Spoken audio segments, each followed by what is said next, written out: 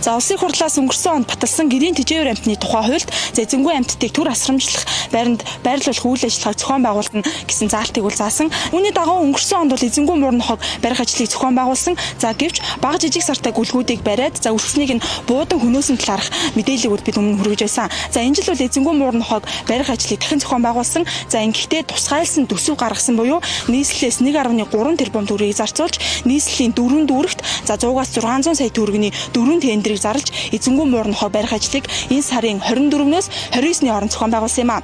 За тэгвэл уг эзэнгүй нохой муурнуудыг харуу нэгний аж ахуйд байрлах асрамжлах байранд хүргэнэ гэж албаны их сурвалжууд мэдээлсэн. Тэгвэл бид одоо эзэнгүй муурны хог байрлуулсан харуу нэгний аж ахуйгаас та бүхэнд мэдээллийг сурвалжлан хүргэж байна. За бидний газар дээр нэрээд нөхцөл байдалтай танилцахад харуу нэгний аж ахуйд бол 1-3 сартай 40 орчим гүлэг за мөн ганц 2 том нохой мөн хитгэн муурал байгаа юм нөхцөл байдалтай байна. За үлдэн том нохойнуудыг бол өнгөрсөн хугацаанд энд авчираагүй буюу за замд нь буудан хөнөөсөн байж магадгүй гэсэн мэдээллийг өгч байгаа юм. Том нохой 3-4 сартай үлдэн тэдэр байдаг.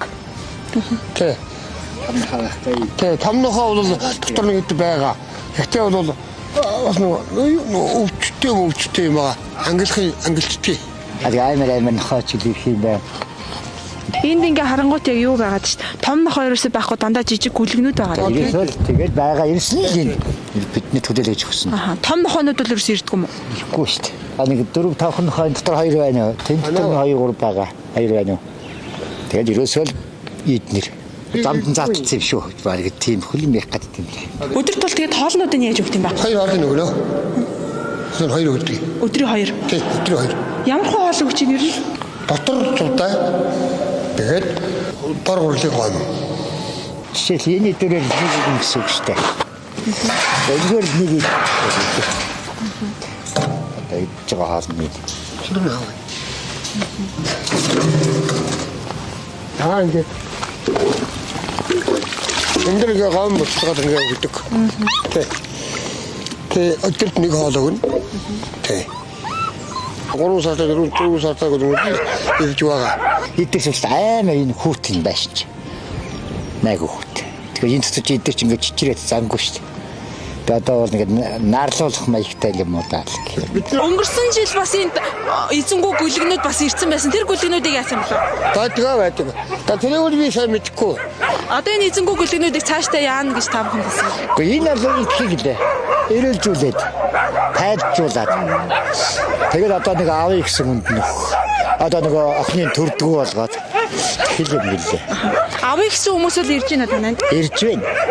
Одоо өгсөн юм байна. Гүлэг байна уу гэсэн сурсан хүн бол байна. Мэдэхгүй. Тэгэхээр яг энэ байр асрах байр нь бол одоо хичнээн нохой орох хүчин чадалтай хүртээмжтэй. Байр нь хүртээмжтэй. Нийтдээ одоо хэд орчим нохой багтах юм? Одоо нэг 5-6 нохой боломжтой. Эзэнгүй нохой муурыг авчрах ажлыг нийслэлээс зохион байгуулж байгаа шүү дээ. Нийслэлээс ер нь ингээд эргээд ямархуу байдалтай байгааг нь хараад явдаг юм байдгүй. Эдгээр одоо ирээд хэдээс тонж байгаа нохойнууд юм? Одоо 14-5 хоног.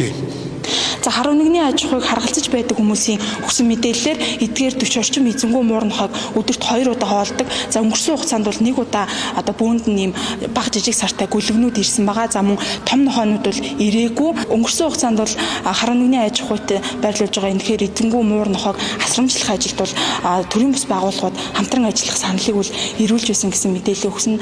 За нийслэлээс бол уг санал бол татгалцсан хариу өгсөн байгаа юм. За мөн хувь иргэд бол эдгээр эзэнгүй нохой муурнуудыг одоо асрамжлах, хувьдаа авах юм саналууд бол ирдэг. Гэвч өнгөрсөн хугацаанд энд зорж ирсэн иргэн бол байхгүй гэдэг мэдээллийг өгсөн юм. За эзэнгүй нохой муурнуудыг цаашд хэрхэх талаар нийслэлээс ямар нэгэн одоо үүрэг чиглэл өгөөгүй. Зөвхөн энд багц жижиг сартай гүлгнүүдийг одоо хооллож асрамжлах ийм үйл ажиллагааг явуулж бай гэсэн ийм үүрэг чиглэлийг өгсөн байгаамаа.